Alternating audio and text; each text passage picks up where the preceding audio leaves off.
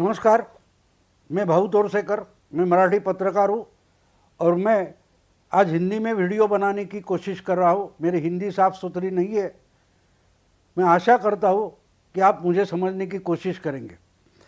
दोस्तों, आज मैं प्रशांत किशोर और वेस्ट बंगाल इस विषय पर बात करने वाला हूँ।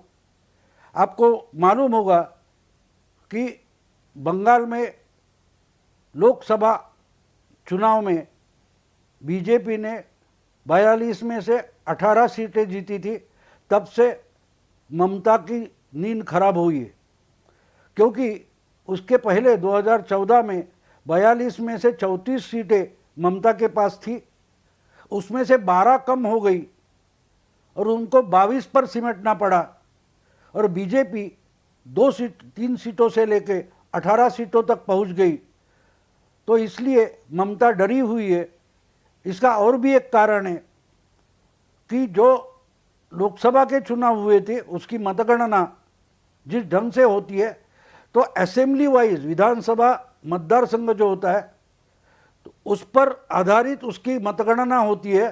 तो उस वक्त जो 294 विधानसभा के मतदार संघ कॉन्स्टिट्यूंसीज है, उसमें से 110 से ज़्यादा क्षेत्र में बीजेपी को बढ़त मिली थी और इससे ममता इतनी हैरान हो गई कि उन्होंने झट से विधानसभा के चुनाव के लिए 1.5 साल पहले ही प्रशांत किशोर इस रणनीतिकार को अपनी मदद के लिए बुलाया। प्रशांत किशोर ये बड़े रणनीतिकार माने जाते हैं। 2014 के बाद ये नाम बहुत राजनीति में चलने वाला सिक्का बन गया, क्योंकि 2014 में नरेंद्र मोदी ने जो बहुमत पाया उसमें प्रशांत किशोर का बड़ा हाथ है, ऐसा माना गया। एक बात और है कि ये सच है कि प्रशांत किशोर ने बड़ी मेहनत की थी नरेंद्र मोदी के लिए, नए नए आइडियाज़ निकाले, कैंपेन और प्रचार के लिए नई नई कल्पना आगे लेकर आए और उसका फायदा नरेंद्र मोदी को हुआ।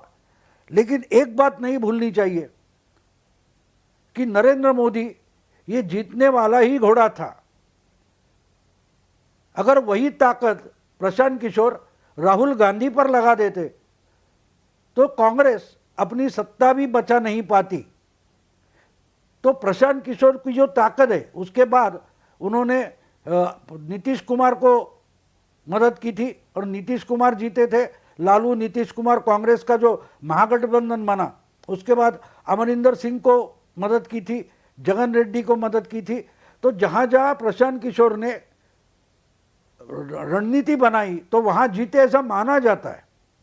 लेकिन एक बात हम भूलते हैं कि प्रशांत किशोर जीतने वाले घोड़े के लिए ही काम करता है। जो घोड़ा जीतने वाला नहीं, वहाँ प्रशांत किशोर काम नहीं करते। और अगर किया है तो उसका रिजल्ट क्या है? जिस वक्त उन्होंने कांग्रेस के लिए अमरिंदर सिंह को मदद की थी पंजाब में, उसी वक्त उन्होंने यूपी में बीजेपी को मदद की थी, कांग्रेस को मदद की थी। लेकिन कांग्रेस तो जीत नहीं पाई, क्योंकि कांग्रेस जीतने वाली थी ही नहीं। कांग्रेस तो लड़ने वाला, दौड़ने वाला घोड़ा भी नहीं था। तो वहाँ प्रशांत किशोर कुछ नहीं कर पाए। लेकिन मोदी हो, अमरिंदर सिंह हो, नीतीश हो, लालू हो या जगन रेड्डी हो, इनके लिए प्रशांत किशोर ने काम किया। तो वो दौड़ने वाले घोड़े थे और दौड़ने वाला घोड़ा है, उसको और जोर से दौड़ सिखाना ये बात आसान है।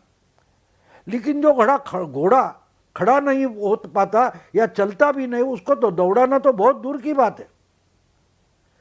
तो इसलिए जहाँ प्रशांत किशोर आज पहुँचे, उसमें से ममता हारने के बाद उनकी मदद मांग रही है। हाँ, एक बात है कि नीतीश कुमार भी हारे थे, लेकिन नीतीश कुमार अकेले लड़कर हारे थे। जब प्रशांत किशोर ने उनका साथ दिया, तब प्रशांत किशोर ने उनको बताया कि लालू को साथ में ले लो, कांग्रेस को साथ में ले लो। तो 3 पार्टियां इकट्ठी होने के बाद नीतीश कुमार जीते थे और उसके लिए नीतीश कुमार को अपनी जो ताकत थी उससे कम सीटें लड़ानी पड़ी थी, लालू की ताकत कम थी, उनसे भी उनको ज़्यादा सीटें देनी पड़ी थी, इतनी बड़ी एडजस्टमेंट करनी पड़ी थी। तो प्रशांत किशोर को लाओ तो जादू हो जाता है, कोई भी पार्टी जीत जाती है, ऐसा मानना गलत है, ये मानना गलत है। तो लेकिन ये सब बैकग्राउंड मैंने आपको पार्श्वभूमि क्यों बताई है कि आज प्रशांत किशोर को ममता ने मदद के लिए ले लिया है, लेकिन बीजेपी से हारने का डर जो था इसके लिए प्रशांत किशोर को साथ में लिया है।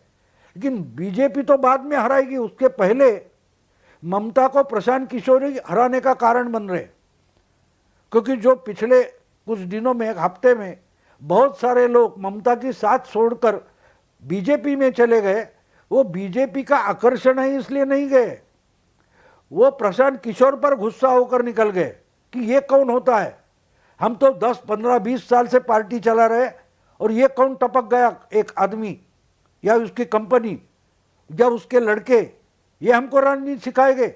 ये गुस्से से शुभेंदु अधिकारी वगैरह जो निकल गए वो उस कारण गए। लेकिन वो भी बात छोड़ो, आज ये मामला है कि परसों अमित शाह, जिस ढंग से अमित शाह ने रोड शो किया, मीटिंग की, 2 दिन तो वहाँ ठहरे थे, उससे पहले जेपी नड्डा गए थे, उनको जो रिस्पांस मिला उससे ममता दीदी बहुत डरी हुई है।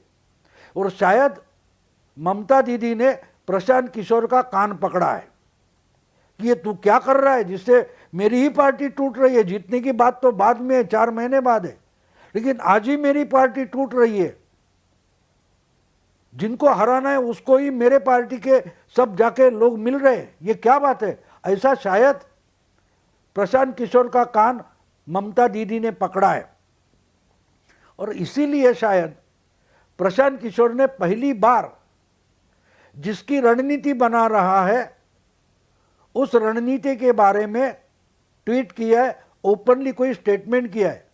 मोदी हो, अमरिंदर सिंह हो, नीतीश कुमार हो, लालू हो, या राहुल गांधी हो, या जगन रेड्डी हो, इनके बारे में, इनके साथ जब प्रशांत किशोर काम कर रहा था उस वक्त बहुत सारी उनकी न्यूज़ आती थी, लेकिन खबर आती थी, लेकिन फिर भी उल्टी आए या सुलटी आए, प्रशांत किशोर ने कभी पब्लिकली स्टेटमेंट नहीं किया था, ना पॉलिटिकल स्टेटमेंट किया था, ना किस पार्टी के अगेंस्ट किया था, ना किस पार्टी के साइड से किया था, समर्थन में किया था। लेकिन इस बार पहली मर्तबा ऐसा हो रहा है, पहली बार ऐसा हो रहा है कि प्रशांत किशोर ने बीजेपी के खिलाफ चुनाव के पहले स्टेटमेंट कर दिया है। कल उनका ट्वीट आया था कि बीजेपी जो बोल रही है कि इस बार 200 पार, 200 से ज़्यादा सीट वेस्ट बंगाल में जीतेंगे, उसके खिलाफ तो टीएमसी वाले बोल रहे हैं, लेकिन प्रशांत किशोर ने पहली बार स्टेटमेंट किया है और उन्होंने कहा है, चैलेंज दिया है कि बीजेपी तो 99 से पार नहीं जाएगी, यानी 2 फिगर से आगे नहीं जा सकती। तो ज़्यादा से ज़्यादा 2 फिगर क्या होता है, 99, 99। 200 की बात छोड़ो, आप 100 तक जाके दिखाओ, ऐसा चैलेंज प्रशांत किशोर ने अमित शाह को किया है।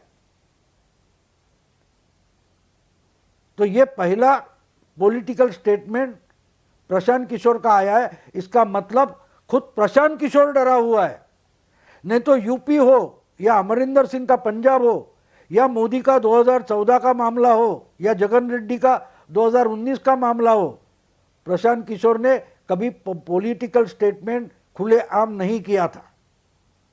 इस बार क्यों कर रहा है, इसका मतलब एक तो मतलब ये निकलता है कि शायद ममता दीदी ने इसका कान पकड़ा है और खुद प्रशांत किशोर डरा हुआ है।